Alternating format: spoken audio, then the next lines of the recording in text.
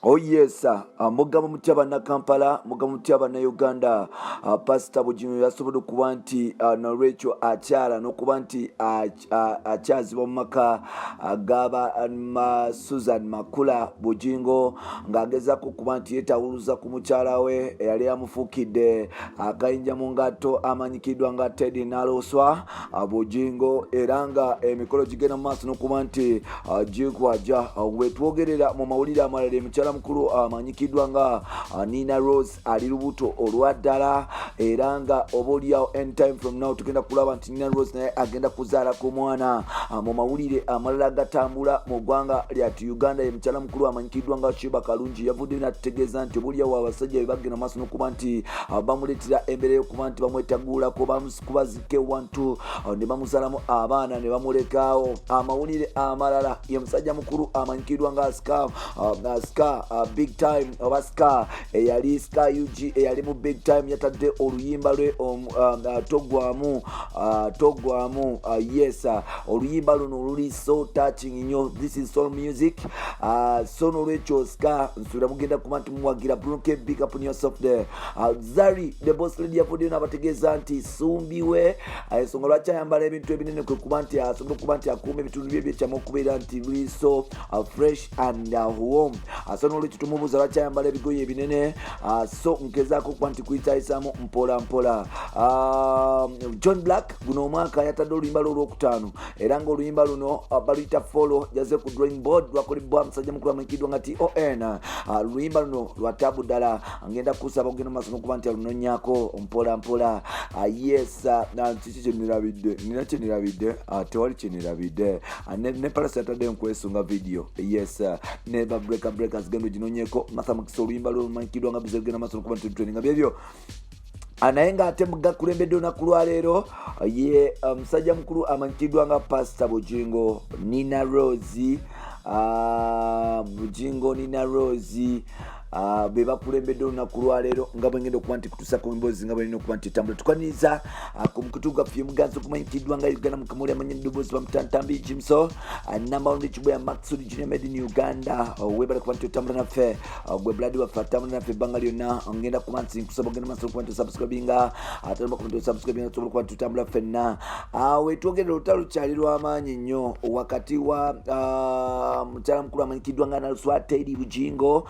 Ngono omukyala yagenda mu maaso n'okuba nti atwala Pastor Bugingo mu mbuga z'amateeka ng'amugamba nti yagenda maaso n'okuba nti breakinga covenant yaabwe gye baakola n'okuba nti obuulyawo atalabirira amaka ge olw'okuba yagenda mu maaso n'okuba nti afuna omukyala omupya amanyikiddwa nga Teddy Bugingo, era nga obuulyawo kooti zibadde omusango gubadde gukyagenda maaso n'okuba nti gugenda mu process by process ogezaako okuba nti obuulyawo bano batuuka ku nzikiriziganya.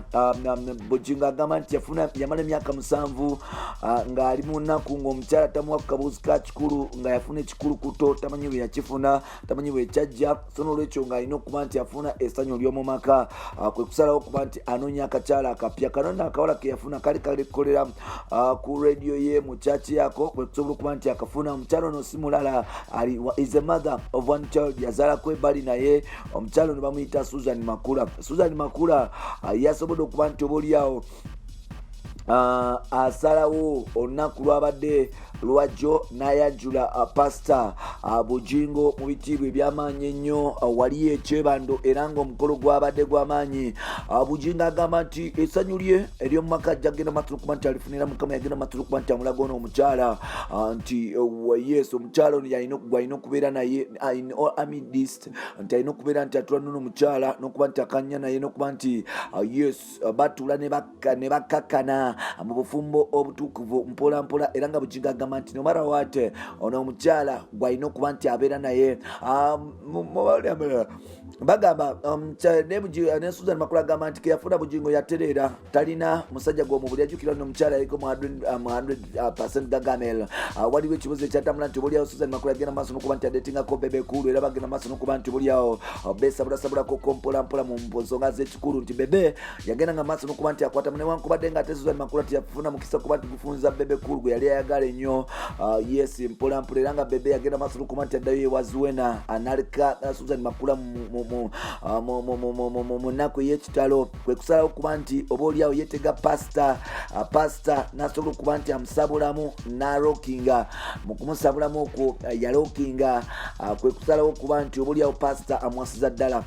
Lwabadde lwajjo ono yasobola okuba nti amwanjula mu bakadde be n'agamba nti maama ne taata olunaku lwonna ono gwe nsiiba naye ono gwe mbeera naye era nga ono omukyala gwengendo ono omwami gwengendo okugwangala naye n'okuba nti kijja kijje ndisigala ndibeera naye era nga beba bagamba nti namubba bubbi balimba ono omwami yali yavaddewo omusajja bwe togerera Bugingo ne Makula bateekateeka mbaga era nga embaga eno egenda kuba nti emenya ebitooke. Ejjukira recently omusajja akaina agamba nti Makula nonjira nkukuba embaga kubanga ate gye tugenda wano tuli bakufa so n'okuba nti nkuba embaga abantu baffe nga bakyali abantu batandise okugamba nti laba pasito mulamba afuukire ddala Haji Bugingo kubanga omusajja wattukira okuba nti ayanjula n'okuba nti oba oli awasa abakyala babiri nti si kyamubangu. Tunajjukira nti musajja mukulu amanyikiddwa nga Bugingo omutabanyi muwalawe bwe yayanjula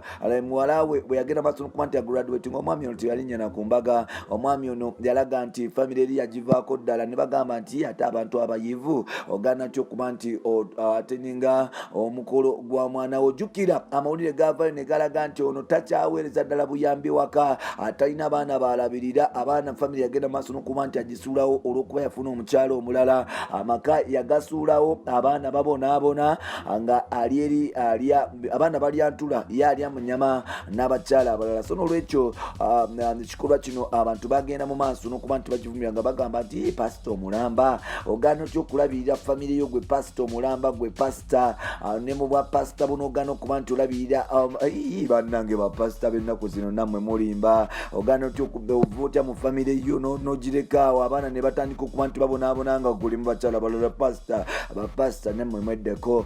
Byebyo ebifa ewa Susan Makula kwogata ne mukyala mukulu amanyikiddwa nga ne mukyala mukulu amanyikiddwa nga ne musajja mukulu amanyikiddwa nga pasita Bugingo nga wotuvuddewo mpola mpola King of the East nabadde naye olunaku lwajjo nabaddeko ne Palace olunaku lwajjo nembeerako ne Rose olunaku lwajjo nembeerako ne Zexinchi 10 birangi olunaku lwajjo nendabira ddala ekiki ekigenda mu maaso nabalabye nno ebyaddala nabadde nabo netunyuyamu n'akaboozi yes nemanyumyakoko mbadde njagala otekemu Palaso anti nabadde nabo olunaku lwajjo nenkubulira ne bambulirako nga plans bwe zitambula mpola mpola naye ng'ate mu kubeera ne Palaso waliwo yagambye nti anti njagala ombulire biki Palaso byasibako akola kansooke nkutwala ewa Nina Rose kakase nti abantu bakambwe mukyala mukulu amanyikiddwa nga Nina Rose wetwogerera yamaze dde okuba nti yagifuna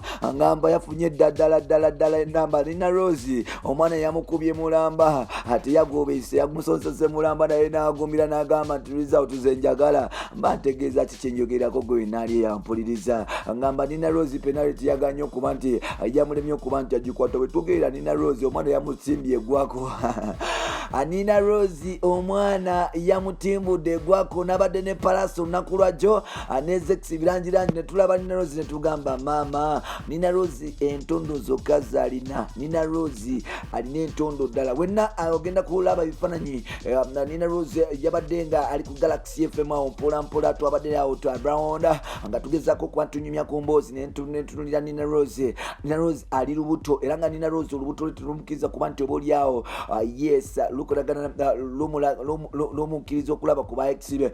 Nina Rose yavudde n'agamba nti nze luno olubuto lwa mwami wange mulala naye ng'ate amawulire agatambula nti luno olubuto lwandiba nti lwa muvubuka eyagenda mu maaso n'okuba nti amujja ewa Andrew muvubuka ono bamuyita Sure Events bwe bagenze mu maaso n'okuba nti byesabula ennaku zino ate nga waliwo eŋŋambo ezitambula nti luno olubuto luyinza okuba nti lwa Wizomanizo kubanga Wizomanizo agenda bw'ati n'afulukinga n'agenda n'asabulamu Nina Rose ebuziga bino wetwogerera ati amawulire nga gatambula nti obaoliawo nina Rozi ne Daddy Andre tebasobola kuba nti betunulamu omunye ng'agamba nti obaoliawo n'omwami is just a user akozesa just bakyala nakuba nti obaoliawo amenya jukira mbu bano batandika okuba nti bedatinga right from high school newankubadde ng'ate mu bukulu kyagenda maaso n'okuba nti kitabuka. Andre agamba nti mukama wakiri yasalawo, nina Rozi agamba nti mukama yasalawo n'amutengula omugunju gw'omwami n'amuvaako ddala amanyikiddwa nga Daddy Andre. So